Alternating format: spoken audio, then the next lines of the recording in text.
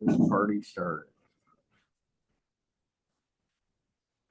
Recording and sharing screen now.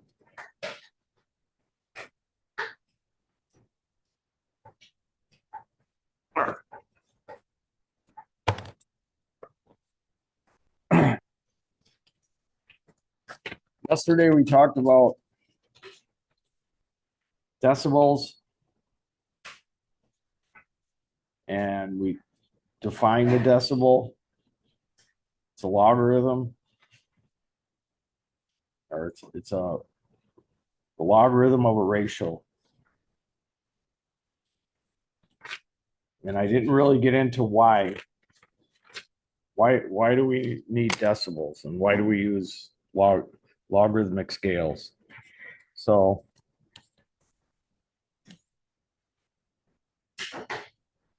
today is 3rd.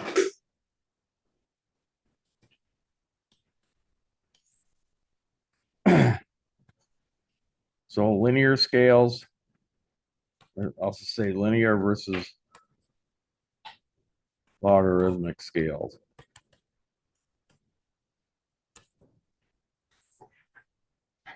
So why use a logarithmic scale?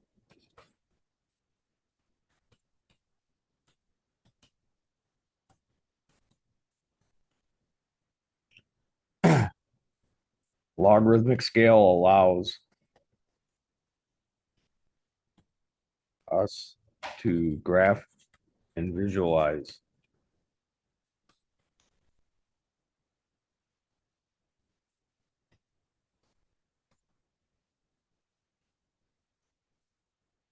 sets of data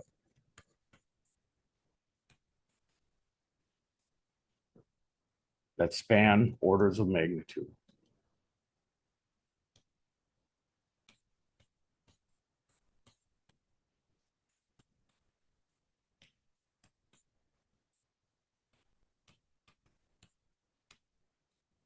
So you saw this yesterday when you used that frequency response curve, or that frequency, it's called the AC sweep. In multisim, you kind of saw that the horizontal axis, how it spanned from like 100 hertz all the way up to 10 gigahertz. That axis is actually a semi-log scale. And I'll show you an example. So it allows us to graph and visualize sets of data that span orders of magnitude. So you can think on a linear scale,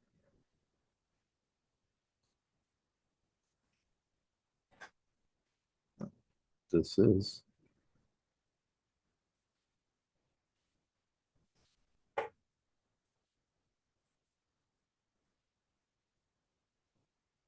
yeah, it's impossible to use the stylus without pushing these buttons. There's buttons on it.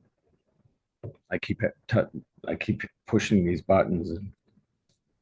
And so on a linear scale, data points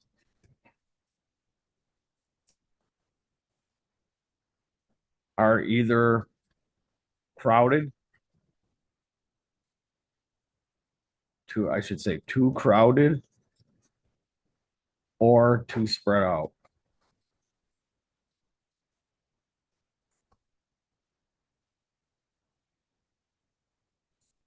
Is everyone good with this? Okay, I'll show an example.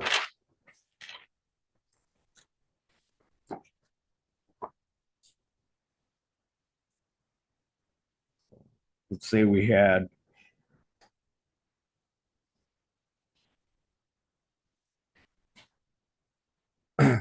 frequency, gain. Let's say that's 0 dB. Let's say we had a set of data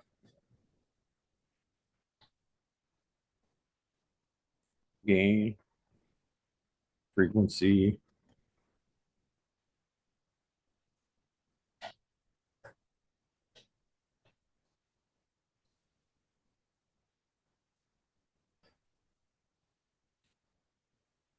and here's our data.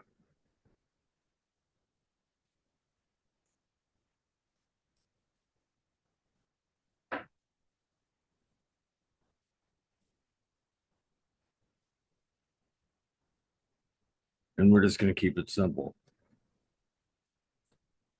Our horizontal axis is just 0 dB.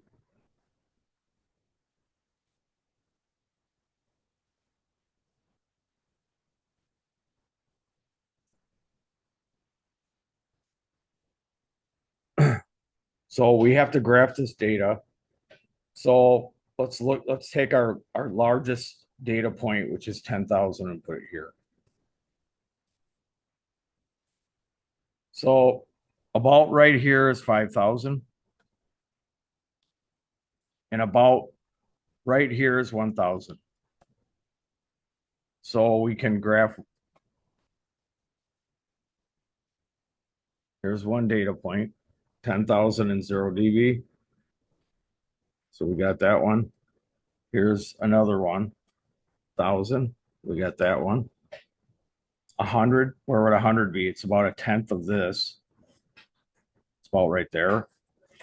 Out there we have another data point. Now I want to plot 10.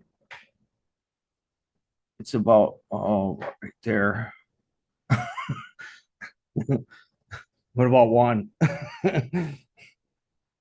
Do you get the picture?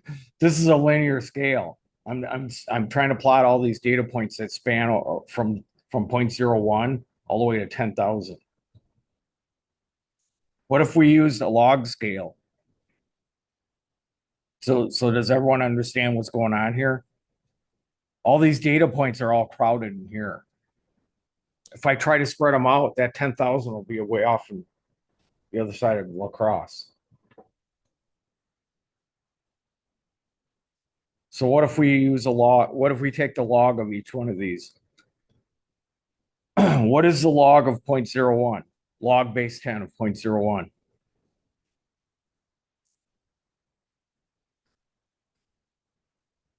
10 raised to the negative 2 equals 0.01, right?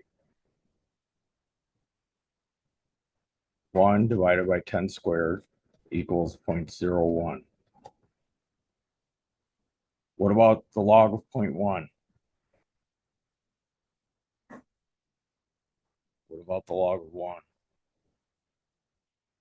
The log of 10, the log of 100, the log of 1,000, the log of 10,000. Let's draw another scale.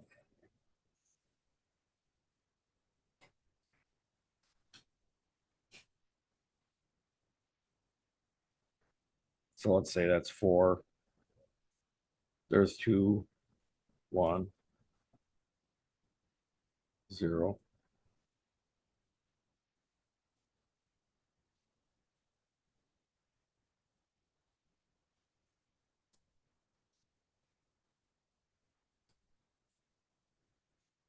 So we could plot we could plot that first point. It's right there. There, we got it. Plot the second point. It's right here. Third point, fourth point, fifth, sixth,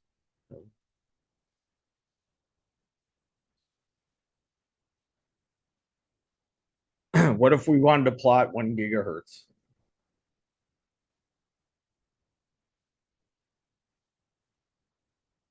What is that? A giga is a billion, right?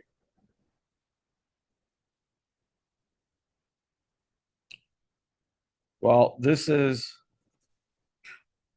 I don't know, about 10 inches, roughly.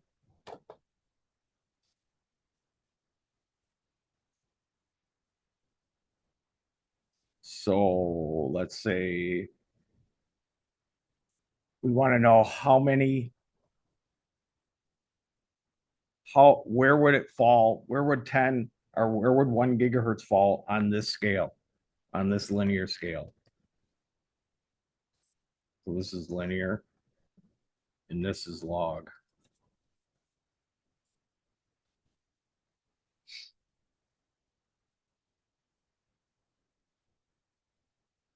So we want to know how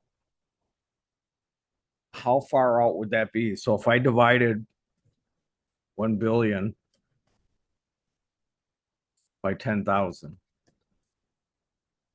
I get roughly 1 million. I shouldn't say roughly. I get exactly 1 million. All right, I get 100,000. Sorry.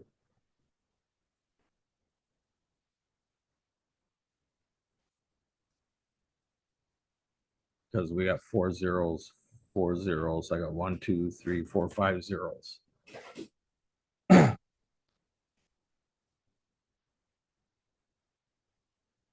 So we want this is I said this is roughly about here to here to here. I'm looking at this on in front of me is about 10 inches. So 100,000 times 10 inches. And does everyone understand what I'm doing? I'm trying to figure out if I wanted to plot 1 gigahertz, where would it be if I had to extend the scale out? If I keep extending it out, where would the point fall? If I was using that linear scale. So 100,000 times 10 inches is 1 million inches.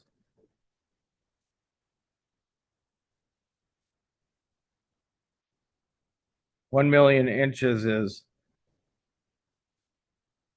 83,333 feet.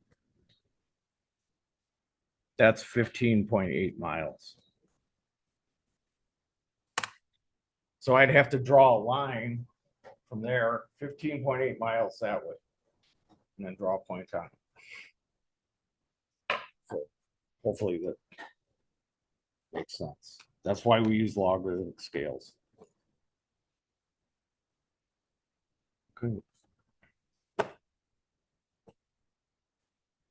So that was that goes with yesterday's lecture. So now we're going to shift gears and we're going to start talking about op amps.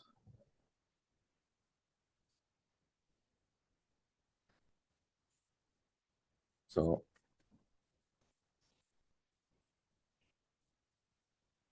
we're not going to spend a lot of time on the differential amplifier. I'm just going to give you a brief overview and explain how it relates to op amp. In advanced electronics, we'll delve into discrete amplifier design. We'll look at amplifiers built with bipolar junction transistors and field effect transistors, and we'll look at all the parameters and all the design criteria. That's in advanced electronics. I'm just talking broad stroke. I'm just hand waving things. So the first thing we need to do is review, and I don't know what you learned in ED, but we need to review just a typical CE amp. What is a CE amp? It's a common emitter amplifier. This is a bipolar junction transistor. Typically looks like this.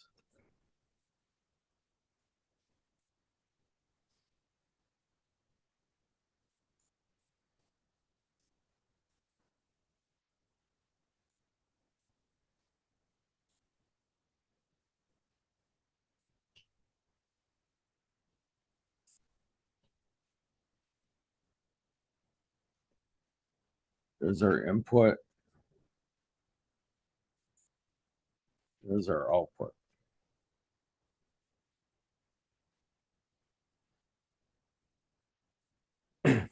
Our input test signal is just a sine wave.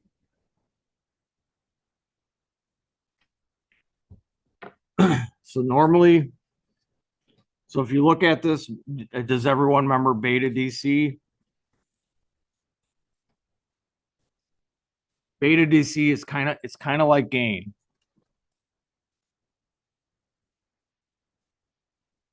Gain is just a scalar. If I have a gain of 10, if I have an amplifier with a gain of 10, and I have a 1 volt input, my output is 10 volts. Beta DC is the ratio of the collector current to the base current. Here's the collector current. Here's the base current. Remember, a BJT is a current control device. So we bias the base by putting this DC supply in a resistor. We put a little bit of current in, and remember this beta, it's typically about 200. No units, it's just a scalar. So 200, if I put 1 milliamp in, I get 200 milliamps through the collector. How is it amplifying? If I put a voltage, a time changing voltage, specifically a sine wave on the base, what happens is this base current, it's moved around a little bit. The current going through here gets moved around a lot, and it manifests as a voltage between here and here. Actually, I drew that wrong. Let me fix that.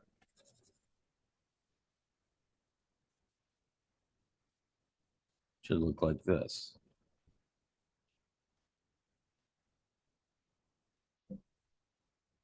You see why I did that? This is inverted from this. It's 180 degrees out of phase. So this current goes up, goes up, goes up. This voltage goes down, down, down, down, then back up, back down.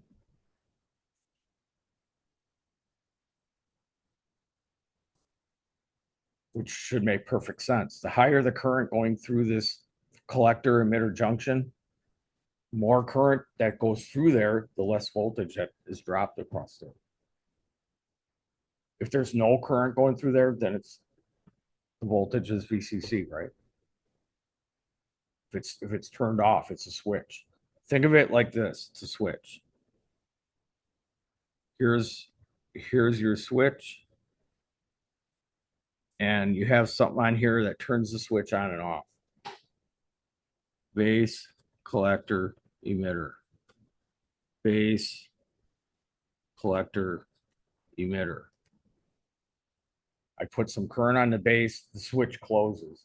Except it's not discrete. It's not on or off. It's not all the way on or all the way off, because this is operating in the active region. Now, if you saturate the transistor, then it's going to conduct as hard as it can conduct, and that's it. Or you cut it off, it's going to be turned off. So I don't want to go get drawn into the weeds with amplifiers, but I just wanted to kind of review a BJT amplifier. The reason I brought this up is because when we design these amplifiers, and some of you, I guess most of you are CET, so you won't take advanced electronics. Those of you who will take it, we will talk about designing amplifiers. But one of the things that you have to consider is my signal input is connected to my power supply. I don't want that. This is how I resolve that problem. I put a capacitor there, and this is called a coupling capacitor. Because what did I say? Well, I guess we reviewed capacitors and inductors in advanced circuits, so we didn't review it in this class. But in general, what does a capacitor look like to DC? It looks like an open, right? If I connect a DC voltage to a capacitor, what happens? It charges up and then it just sits there. It does nothing. It just sits there and it has some voltage potential across it. But what about AC? The capacitor looks like a short to AC. So what is this going to do? It's going to allow the input to go through here, but it's going to keep this from being connected to the power supply. The reason I'm talking about this is we're going to learn about op amps, and an IC designer I'll talk about op amps after I get through with this discussion. An IC designer that's designing an integrated circuit on an amplifier, they don't have the option of having a capacitor because it's really hard to etch a capacitor into semiconductor material. You can etch transistors, diodes, resistors. Capacitors are really hard to etch into that semiconductor material. And typically they're less than 50 picofarads. So if you don't have a bypass capacitor, like if I had another stage here, I would need a bypass capacitor or a coupling capacitor. I would have, let's say, here, let's do this. Let's say I wanted another stage in my amplifier, and it was right here because I need more gain, so I have another stage.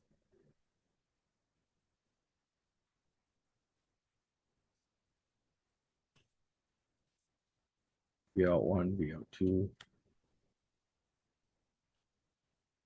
Here's another coupling capacitor.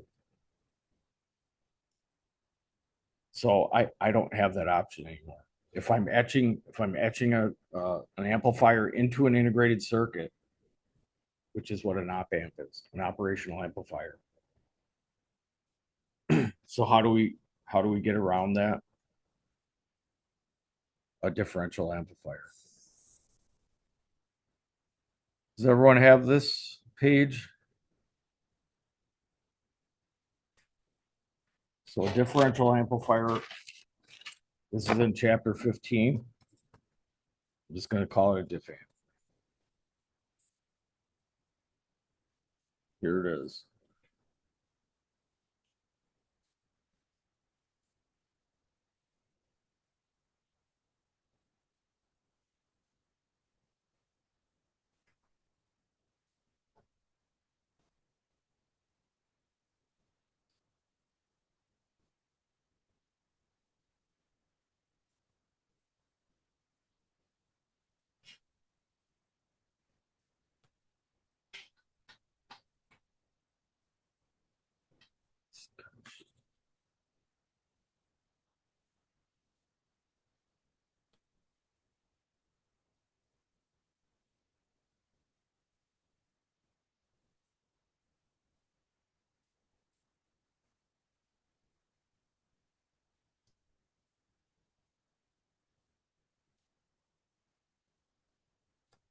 So that's the topology of a differential amplifier.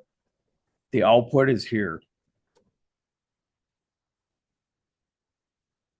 And again, I'm not going to put problems on the test and ask you to calculate anything. I'm just showing you this just so you can get a kind of a conceptual idea of how an op amp works. This is called the non-inverting input.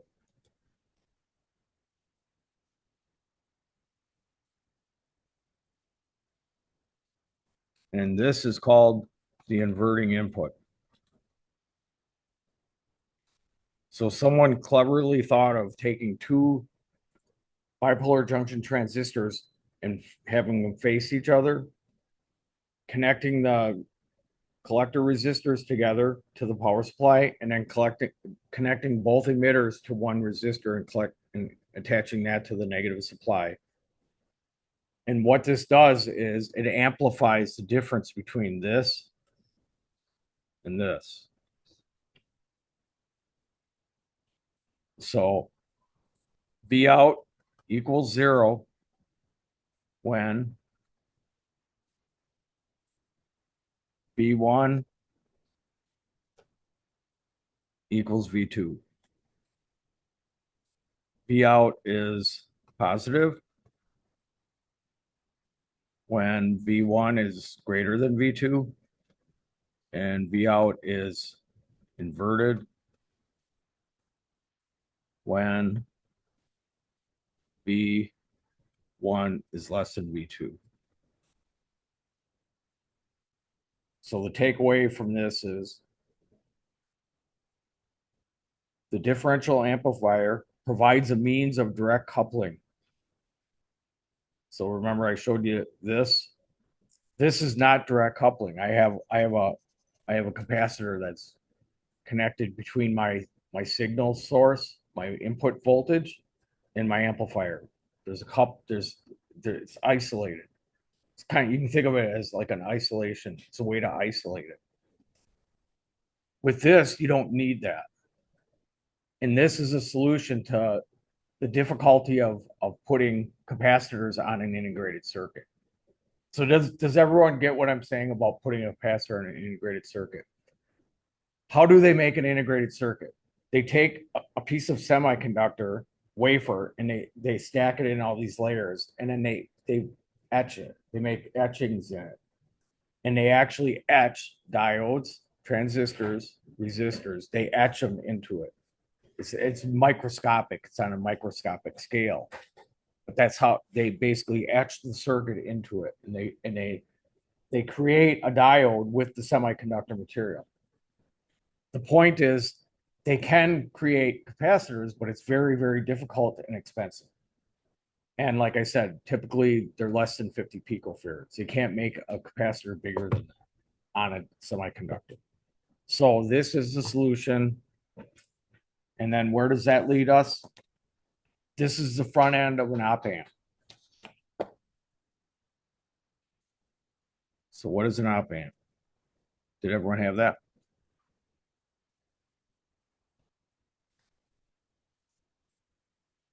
Operational amplifier.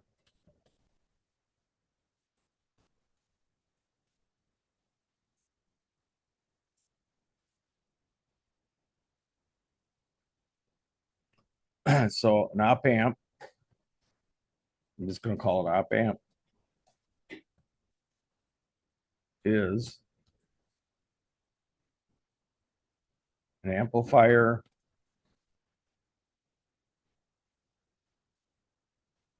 that is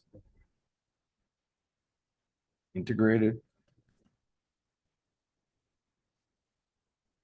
onto an IC.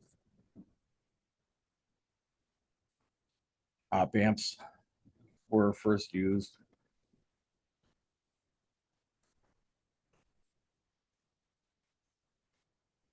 or they were first, I should say, developed.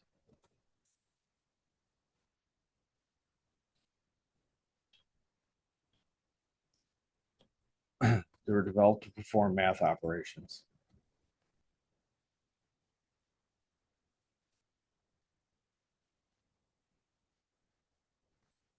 Addition, subtraction, multiplication, division. So hence the name operational amplifier.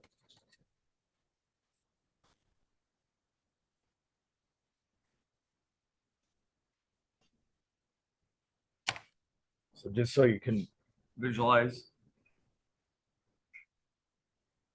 So this isn't so abstract. So let's look up.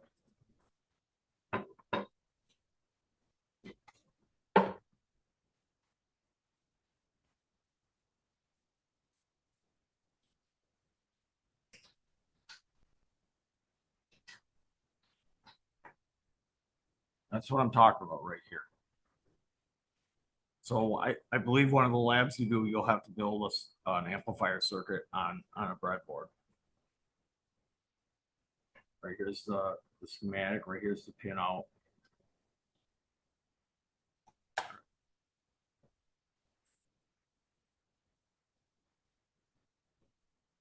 So what does it look like? The symbol is this triangle.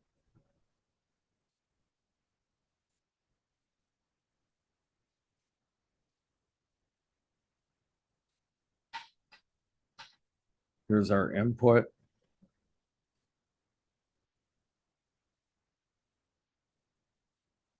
This is our inverting input.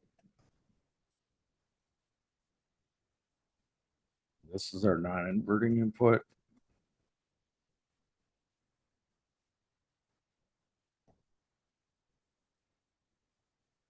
We have some input resistance.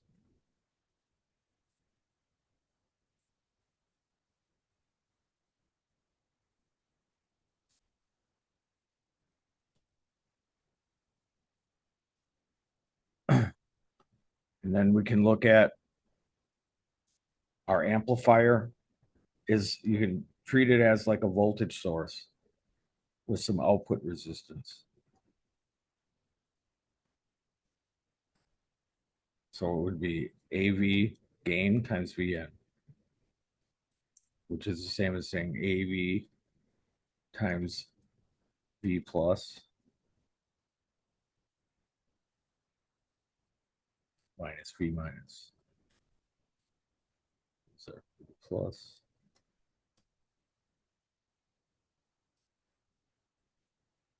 Ideally,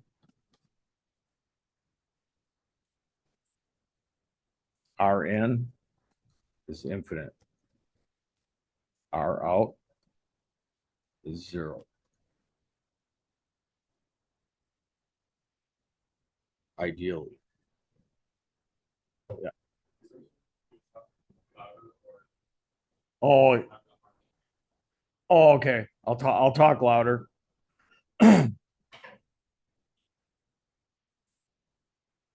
So here's ideally. Remember, the stuff I drew inside of this is this is a model. Remember what I said? I said this differential amplifier, that is inside here. It's inside that integrated circuit. And altogether, it looks like a resistor to the input. And it has some resistance. Ideally, it has infinite resistance, ideally. So what are the ideal properties of this op amp? And this will make more sense when I'll go into different circuitry, different circuit topologies. So what is, let's look at, does everyone have this page?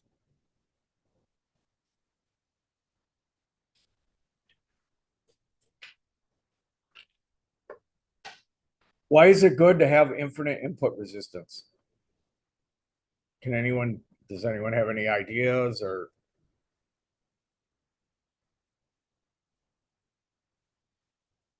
if there is input resistance, it's going to drag your input signal down, right? Because your input signal is out here. Here's my input. That current has to flow through that resistance, right? It flows through that resistance and it drops some of the voltage across it. So what if this was like what's an example? Like a device that monitors your heart, or a device that monitors your brain activity. What if this is only 1 microamp? That input that you're amplifying, if this is high, it's just gonna the signal is going to disappear. You're not going to be able to amplify the signal because it's going to be dissipated across this resistance. Because this is a circuit, right? It's just a series circuit. It's going to go like that, and it's going to come back.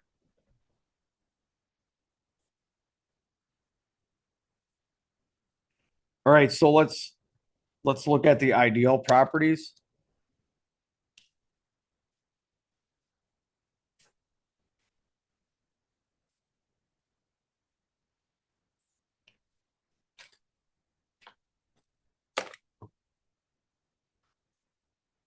We'll study all these parameters except,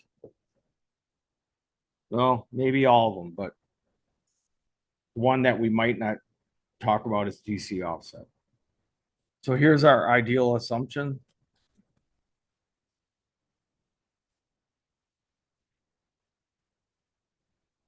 Reality.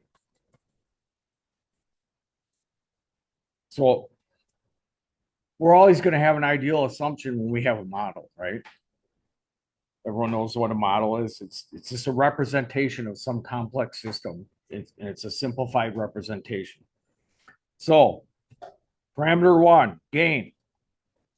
Ideal assumption, infinite gain. Put anything into that op amp and it'll amplify it infinitely. Two, input resistance, infinite ohms. Three, output resistance, 0 ohms.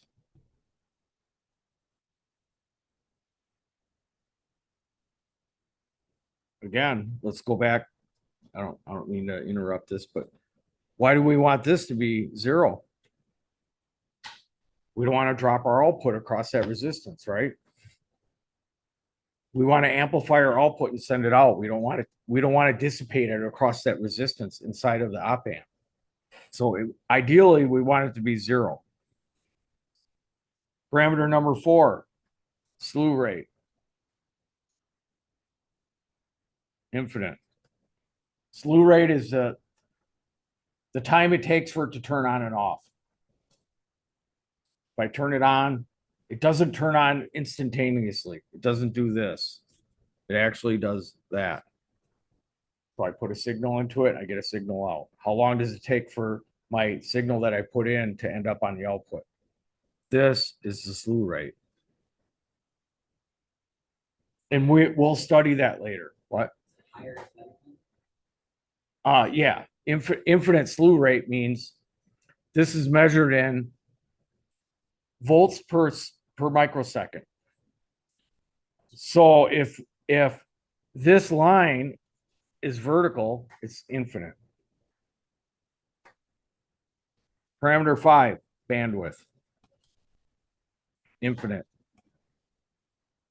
What do we mean by bandwidth? Again, we'll study this stuff in detail as throughout the course. Bandwidth is the amount of the range of frequencies that I can amplify. Because you cannot amplify infinite number of frequencies.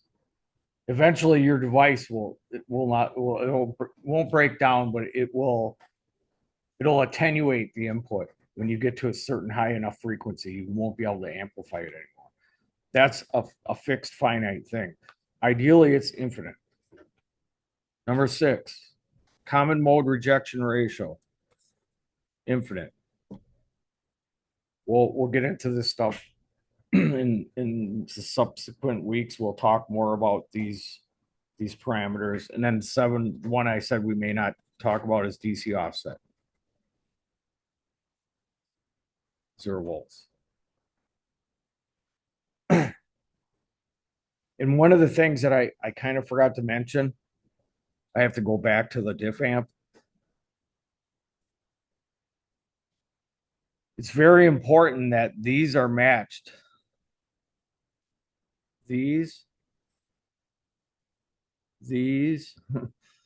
are matched exactly the same, and these resistors are precisely the same. And if they're not, you're going to have a DC offset. There's going to be a voltage potential difference between those two amplifiers. Even if you don't have an input signal, there's going to be a little bit of a difference because the resistors are a little bit different. There might be a little bit of current going this way or a little bit of current going that way. That's where DC offset comes from. Okay, so what is the reality? So what I did was I looked up the parameters of 741 op amp. 741 op amp is like a legacy op amp. It's like the very first op amp ever invented in the world.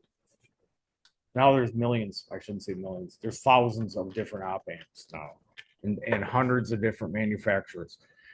This was the very first one. So gain is 100,000. Open loop gain, I should say. Open loop gain. And this will make more sense as we go. Input resistance is 2 mega ohms. Output resistance is 75 ohms. Slew rate is 0.5 volts per microsecond. Bandwidth is 1 megahertz. Common mode rejection ratio is 90 decibels. And DC offset is 1 millivolt at 25 degrees C.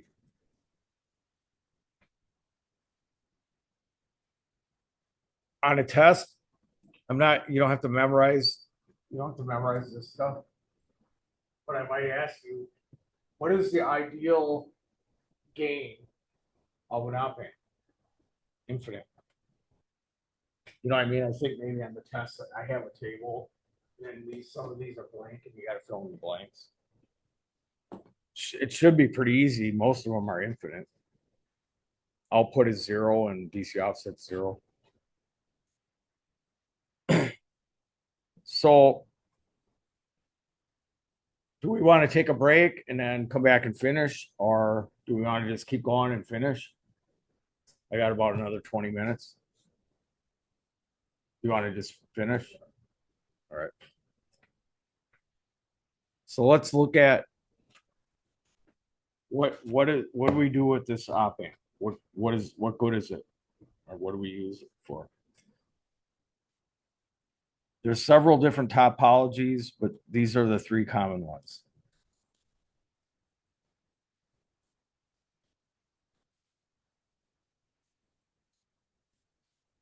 I think in next week's lecture, I'll talk about negative feedback. This thing uses negative feedback.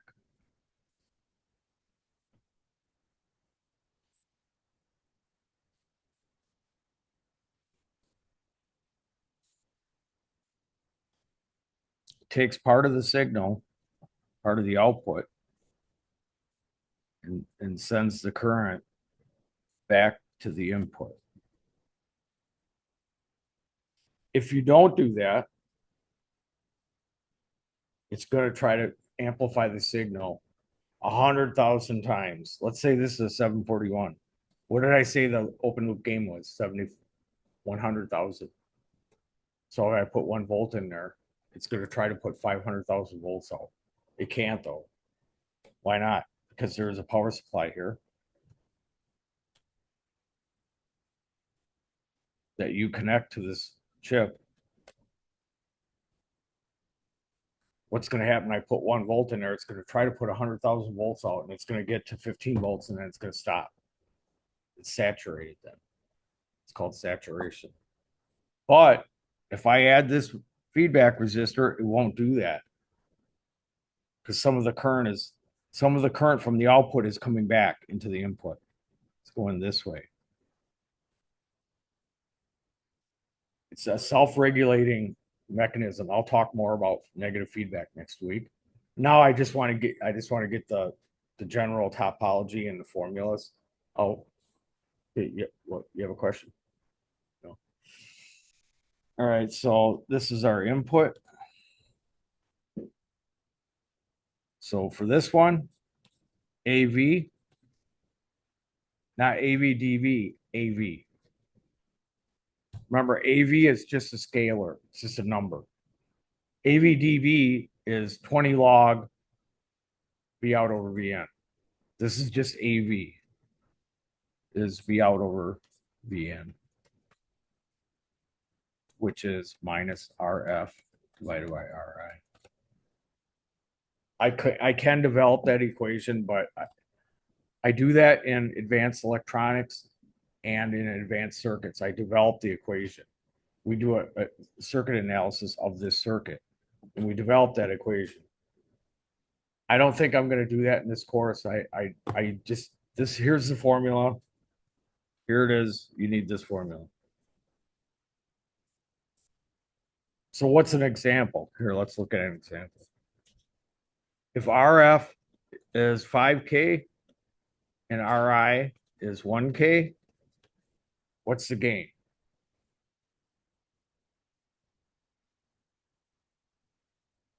What's 5K divided by 1K? It's 5, right?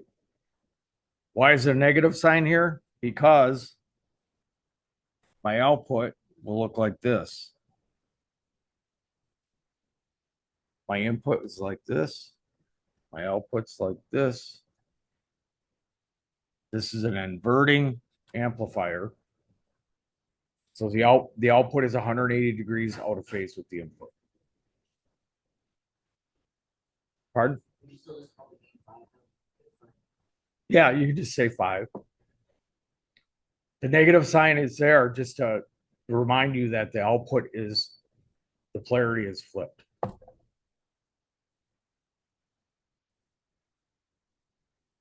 So for the lab tomorrow, you're going to design an amplifier using op amps. I'll give you some parameters and then you'll do some calculations and then you'll build it multi-sim. So that's the inverting amplifier. Let's look at the non-inverting amplifier. Has everyone got this?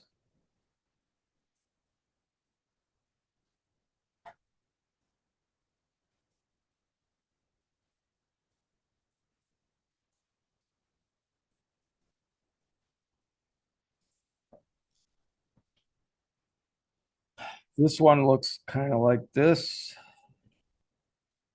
Now our input goes into the plus.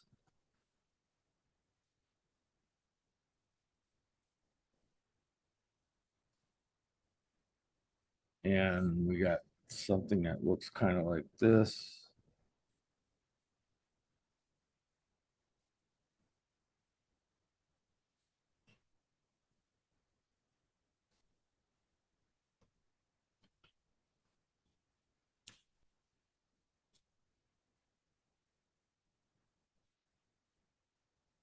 Does everyone get why I'm writing this V out over VN equals A, or A equals V out over VN? Does that make sense? Sometimes I forget this. Is V out in the numerator or is it in the denominator? Here's how you can remember it. The output equals the input times some scalar. V out is A times V in. If I have a gain of 10 and I put 1 volt in, I get 10 volts out. Now you solve for A, V out over V in. Does that make sense? So if you want to remember this equation here, let's do it. Let's write it the same way I wrote it over here. AV is V out over V in. Sorry if you used a pen. AV is V out over V in.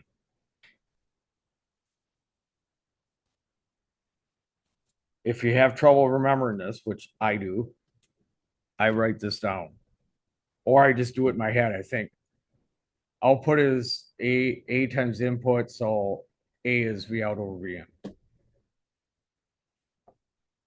So this is 1 plus R2 over R1.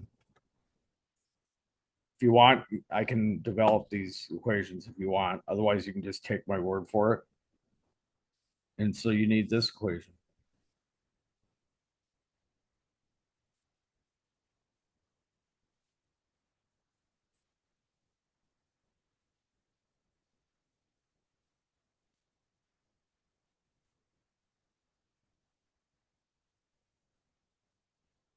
So you need this one and you need this one.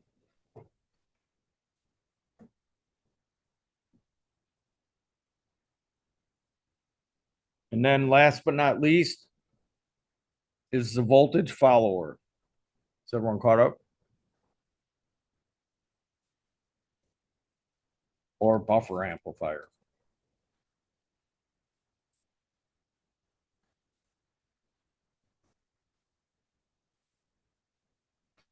Looks like this.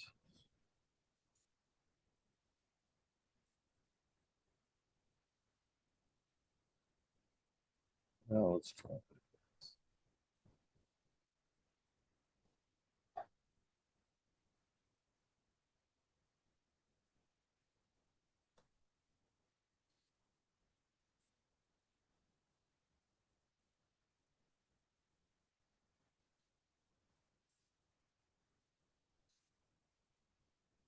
Oh, I see why you do it that way. Here, I apologize if you're writing in pen. Let's draw it.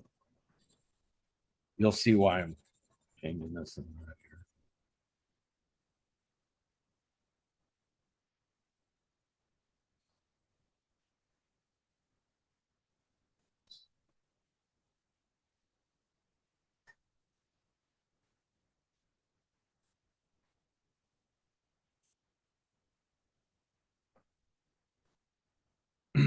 AV equals 1.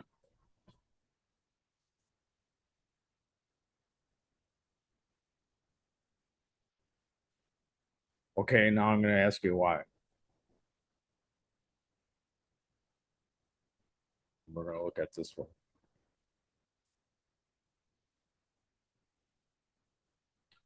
What happens if R, did I draw this right? Oh, I'm sorry. Another mistake. I apologize. This is R2 and this is R1. Sorry about that. What if R2 is 0? Gain is 1, right?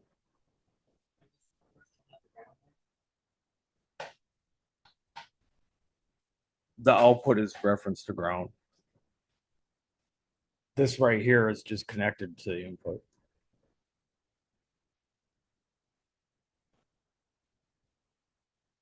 So does everyone see it? This is the same circuit as this, except R2 equals 0. The feedback path is 0 ohms. Yeah, this is gone in this one. So the feedback is R2 is 0. 1 plus 0 is 1. That's why a voltage follower AV equals 1. I think I asked a question in the test about that. Why is the gain of a voltage follower equal to 1? The feedback resistance is 0. You just tie the output to the negative input. So in digital, we have buffer amplifiers or we have inverters. That's what it is. It's the same circuit. It's the same circuit as this. I don't know if we studied that. I don't think I talked about it a lot in digital concepts.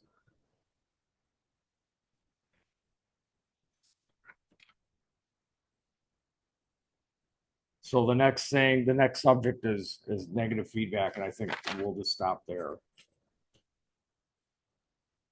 Is there any questions?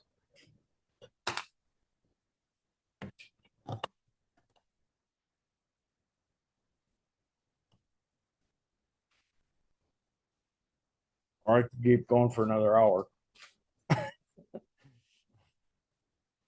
I wanted to cover negative feedback tomorrow because then that ties in with the lab. Tomorrow's lab. Tomorrow we're here for 3 hours in the morning. Does anyone need help with lab? I think I got going to lab. Does anyone need help with lab 1?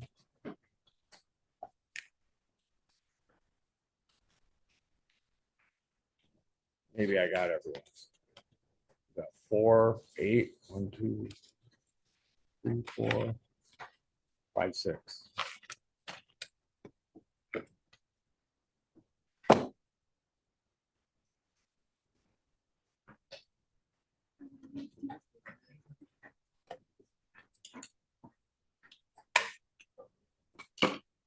Thank you.